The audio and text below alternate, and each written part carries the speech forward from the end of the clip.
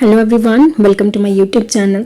आज हम कुछ इंपॉर्टेंट एमसीक्यूज़ करेंगे जो कि हमारे इन्वायरमेंटल पार्ट से रिलेटेड है। तो मैंने आज कुछ 22 एमसीक्यूज़ लेके आए हैं। स्टार्ट करते हैं अपना first MCQ. Which of the following river of Uttar Pradesh has been declared as a biological disaster due to environmental pollution?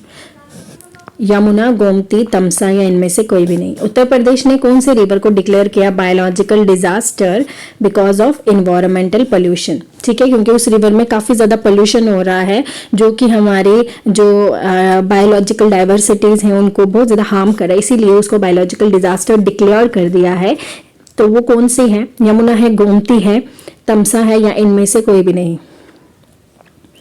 ये इंपॉर्टेंट है, करंट अफेयर से भी रिलेटेड। तो इसका करेक्ट ऑप्शन है option B, that is Gomti river को उत्तर प्रदेश ने बायोलॉजिकल डिजास्टर जो है वो डिक्लेयर कर दिया है। नेक्स्ट है question number 2। United nation conference on climatic change COP21 कहाँ पे हुई थी? मॉस्को, पेरिस, टोक्यो या बर्लिन में? पहले बात कर लेते हैं UNFCCC की। तो ये 1992 में जो है ये फाउंड हुई थी। तो इसका जो 21 पेरिस एग्रीमेंट हुआ था, ये आप सबको पता है पेरिस एग्रीमेंट कब हुआ था? 2015 में। 2015 में पेरिस एग्रीमेंट हुआ था। तो COP21 भी रिलेटेड किसके है? पेरिस के ही रिलेटेड है। तो ऑप्शन बी जो है हमारा करेक्ट ऑप्शन हो जाता है। नेक्स्ट है question number 3, most important question है। इनमें से कौन से अगस्त्यमाला बायोस्फीयर रिजर्व है? Neyyar, Peppara, Shendurney wild life sanctuary या Kalakad Mundanthurai tiger reserve? Second option है Mudumalai, Sathyamangalam, Wayanad wild life sanctuary, silent valley national park, Koundinya, Gundla, Brahmeswaram, Papikonda wild life sanctuary, Mukurthi national park या इनमें से कोई भी नहीं। अगस्त्यमाला वाइल्ड लाइफ जो बायोस्फीयर रिजर्व है उसमें कौन कौन से नेशनल पार्क और वाइल्ड लाइफ सेंचुरी जो है वो आते हैं? तो इसका करेक्ट ऑप्शन है ऑप्शन ए। इंपॉर्टेंट है, मोस्ट इंपॉर्टेंट क्वेश्चन है ये, याद रखना। नवयार, पेपेरा, शेंदुरनी वाइल्ड लाइफ सेंचुरी और कालाकड़, ये जो है ये केरला और तमिलनाडु, केरला प्लस तमिलनाडु के अंदर ही ये नेशनल पार्क है। अगस्त्यमाला बायोस्फीयर रिजर्व में जितने भी नेशनल पार्क है वो केरला और तमिलनाडु के हैं। ओके, नेक्स्ट है तो इसका करेक्ट ऑप्शन है ऑप्शन ए। ये आपको याद रखना है, इंपॉर्टेंट क्वेश्चन है। नेक्स्ट है क्वेश्चन नंबर 4। होम्योस्टैटिस क्या है? Tendency of an ecosystem to resist change and to remain in state of equilibrium, property of an ecosystem to withstand all of its kind of environment and characteristic of an ecosystem to convert into change of pollution. An ecosystem never responds to the environmental change. homeostasis का मतलब क्या होता है कि to resist change, option A जो है वो correct है। होम्योस्टैटिस का मतलब ही होता है कि चेंज नहीं होना, एक ऐसी स्टेट में रहना, इक्विलिब्रियम यानी कि इक्वल स्टेट में रहना, वो चेंज नहीं होना। जहां पे आपको इक्विलिब्रियम और रेजिस्ट चेंज नजर आए तो समझ जाना कि वो होम्योस्टैटिस की डेफिनेशन है। तो ये क्या है? Option number A is correct, जो कि हमें बताता है तो होम्योस्टैटिस एक ऐसी कंडीशन है जहां इकोसिस्टम है जहां पे चेंज नहीं होता। ठीक है, तो इसका ऑप्शन है ए करेक्ट। तो आपको याद रखना है इक्विलिब्रियम और रेजिस्ट चेंज जहां नजर आए तो वो हमारी होम्योस्टैटिस की डेफिनेशन है। नेक्स्ट है what does eutrophication refer to? अब यूट्रोफिकेशन क्या होता है? Natural ageing of a lake by nutrient enrichment of its water, natural aging of a lake by nutrient deficit of water, natural expansion or lake within time, natural increasing of the depth of lake with water. इसका correct option क्या है? सो इसका correct option है option A is correct. Natural ageing होना, nutrients की enrichment होना पानी के अंदर, उस प्रोसेस को हम यूट्रिफिकेशन बोलते हैं। ठीक है, जैसे या फिर कोई भी जो पानी में जैसे अनट्रीटेड सीवेज से पानी आ जाए या एग्रीकल्चर रन ऑफ पानी आ जाए, कोई भी ऐसा जिसमें न्यूट्रिएंट्स हो, जैसे जिसमें फॉस्फोरस हो, नाइट्रोजन हो, जब ये इस तरीके के फर्टिलाइजर्स जो हैं पानी के अंदर चले जाते हैं तो वो पानी को क्या कर देते हैं? पानी को खराब कर देते हैं। उस वजह से क्या हो जाता है, जो पानी के अंदर वेजिटेशन होती है उन्हें प्रॉपर तरीके से उन्हें ऑक्सीजन नहीं मिलता, उन्हें प्रॉपर तरीके से जो है सनलाइट भी नहीं मिलती, तो वो अपना जो है प्रॉपर तरीके से फूड प्रिपेयर नहीं कर पाते। बट उसके उसके ऊपर, पानी के ऊपर एक जो है एल्गी सी बनने लगती है, ठीक है। उस प्रोसेस को तो एल्गी ब्लूम बोलते हैं, वो ज्यादा हो जाएगा। बट यूट्रोफिकेशन का मतलब क्या होता है, ऐसी न्यूट्रिएंट्स की एनरिचमेंट हो जाना पानी के अंदर। तो क्या आ जाएगा, option number A is correct. Next है what is green house effect. Green house effect क्या होता है, इंक्रीज होना ग्लोबल वार्मिंग में, डिक्रीज होना ग्लोबल वार्मिंग में, इंक्रीज होना सी वाटर टेम्परेचर में, या इंक्रीज होना रिवर्स लेक्स में। ग्रीन हाउस इफेक्ट क्या होता है, increase in the global warming. ये मोस्ट इंपॉर्टेंट क्वेश्चन भी है, और आपको इसकी जो 6 जो हमारी ग्रीन हाउस गैसेज है उसके नाम भी याद होने चाहिए। एंड देन इससे रिलेटेड जितने भी हमारे प्रोटोकॉल्स हैं, जैसे हमारे हैं क्योटो प्रोटोकॉल है, वो भी आपको याद होना चाहिए, ठीक है। नेक्स्ट है हमारा प्रोजेक्ट टाइगर कब लॉन्च हुआ था, 1968, 1972, 1984, 1973। तो correct option is option number D, that is 1973 में प्रोजेक्ट टाइगर जो है वो लॉन्च किया गया था, ठीक है। प्रोजेक्ट टाइगर 1973 में लॉन्च किया गया था। नेक्स्ट है कि इनमें से कौन सी एंथ्रोपोजेनिक बायोम है, fresh water, grassland, rain forest या क्रॉपलैंड। अब पहले तो ये आपको पता होना चाहिए कि एंथ्रोपोजेनिक कौन सी एक्टिविटीज होती है। एंथ्रोपोजेनिक वो एक्टिविटीज होती है जो कि मैन मेड होती है, जो इंसान खुद बनाता है। फ्रेश वाटर नहीं, ग्रासलैंड भी नहीं, रेन वाटर तो नेचुरल है, क्रॉपलैंड, तो इसका क्रॉपलैंड आंसर होगा, option D is correct. Anthropogenic biome है क्रॉपलैंड। इंडिया का first centre, national centre for marine biodiversity located in Gujarat, Mumbai, Goa या पुडुचेरी। फर्स्ट मैरीन सेंटर कहां पे है, गुजरात में, ऑप्शन ए इज करेक्ट। अगर गुजरात की सिटी पूछे तो लिखना जामनगर, जामनगर इंपॉर्टेंट है, याद रखिएगा। इंडिया का पहला national centre for marine diversity कौन सा है, वो है गुजरात में। एंड सिटी अगर पूछे तो वो है हमारी Jamnagar. When was biodiversity day celebrated, कब सेलिब्रेट किया जाता है, 22 मार्च, 22 मई, 23 जून या 22 अप्रैल। तो इंपॉर्टेंट है ये भी, बी ऑप्शन में 22 को। इससे रिलेटेड आपको ये भी पता होना चाहिए इन्वायरमेंट डे कब बनाया जाता है, 5 जून को बनाया जाता है इन्वायरमेंट डे। इसका आंसर है option number B, May 22 biodiversity day, world biodiversity day 22 of मार्च।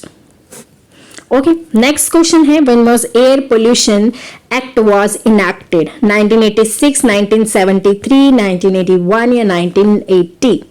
तो एयर पोल्यूशन एक्ट जब इनैक्ट, और इसका भी जो फोर्समेंट डेट है, फोर्स कब हुआ था या लागू कब हुआ था वो अलग है, और इसको साइन कब किया गया था वो भी अलग है। साइनिंग डेट है 1981, कब हुआ था 1981, जब ये लागू हुआ था वो थी 1987, came into force in 1987, sign किया गया था 1981 में। तो आपको दोनों डेट्स याद रखनी है, 1981 भी 1987 भी। ऑप्शन जो सी है वो करेक्ट है।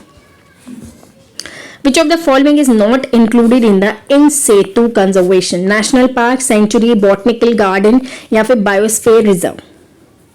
अब पहले तो आपको पता होना चाहिए कि इन सेतु क्या होता है। इन सेतु कंजर्वेशन क्या होती है, जहां पे हम इन मतलब कि हम जहां पे नेचुरल इन्वायरमेंट में चीज़ों को रखें, नेचुरल इन्वायरमेंट में हम जहाँ पे चीज़ों को रखें।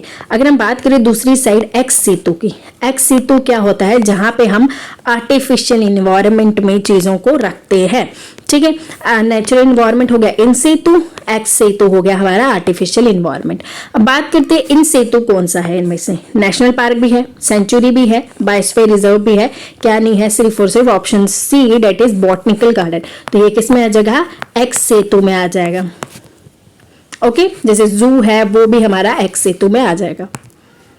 नेक्स्ट है question number 13, in marine ecosystem the main जो प्राइमरी प्रोड्यूसर होते हैं वो कौन से होते हैं, फाइटोप्लैंक्टन, सीवीड्स, मैरीन एंगिस्पर्म्स या एक्वेटिक बायोफिट्स। तो इसका जो करेक्ट ऑप्शन है वो है ऑप्शन नंबर ए, फाइटोप्लैंक्टन्स जो होते हैं वो प्राइमरी प्रोड्यूसर्स होते हैं मैरीन में। जो मैरीन इकोसिस्टम होता है उसके प्राइमरी प्रोड्यूसर अगर पूछा जाए तो वो होते हैं फाइटोप्लैंक्टन। द ट्रांजिशनल जोन या इसको जोन ऑफ टेंशन भी बोला जाता है, वो कौन सा है? इकोटाइप है, आर्केड है, इकोस्फेयर है या इकोटोन है? ये आप सबको पता होगा। जोन ऑफ टेंशन कौन सा होता है? जोन ऑफ टेंशन है हमारा इकोटोन। ये दो डिफरेंट जोन्स के बीच में होता है, इसीलिए इसको जोन ऑफ टेंशन बोलते हैं। ओके, नेक्स्ट है जो फ्रेश वाटर गंगा, जो एक वैरायटी ऑफ डॉल्फिन्स है वहां पे, उनको क्या नाम है? उसका क्या नाम है? डोल्मा, सुसु, साका या दोहा? तो इसका करेक्ट ऑप्शन है ऑप्शन बी, दैट इज सुसु। आपने इसका जो है साइंटिफिक नेम मुझे कमेंट करके बताना है, क्योंकि साइंटिफिक नेम से भी काफी बार क्वेश्चन जो है वो पूछे जाते हैं। आपने इसका साइंटिफिक नेम बताना है। नेक्स्ट है कंसिडर द फॉलोइंग, इनमें से आपने देखना है कि कौन से पेयर करेक्ट है। Blue fine meshy Kaveri river में पाई जाती है। इरावदी डॉल्फिन्स जो है चंबल रिवर में पाई जाती है। रस्टी स्पॉट कैटेड ईस्टर्न घाट में पाई जाती है। 1 2 2 3 1 2 1 3 या 1 2 3, तो कौन सा ऑप्शन करेक्ट है? देखिए ब्लू फाइन जो है वो कावेरी रिवर में पाई जाती है, ठीक है। नेक्स्ट, इरावदी डॉल्फिन के चंबल रिवर में पाई जाती है, ये करेक्ट नहीं है, ये गलत है।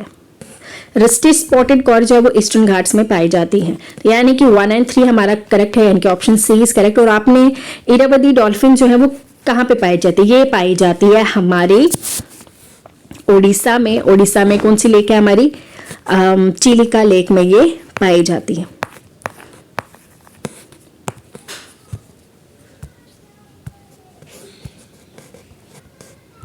सो इसका जो करेक्ट ऑप्शन है वो है option number C is correct. Next है गडगिल कमेटी और कस्तूररंगन कमेटी जो है वो किससे रिलेटेड है? कॉन्स्टिट्यूशनल रिफॉर्म से, गंगा एक्शन प्लान से, लिंकिंग ऑफ वाटर से या प्रोटेक्शन ऑफ द वेस्टर्न घाट से?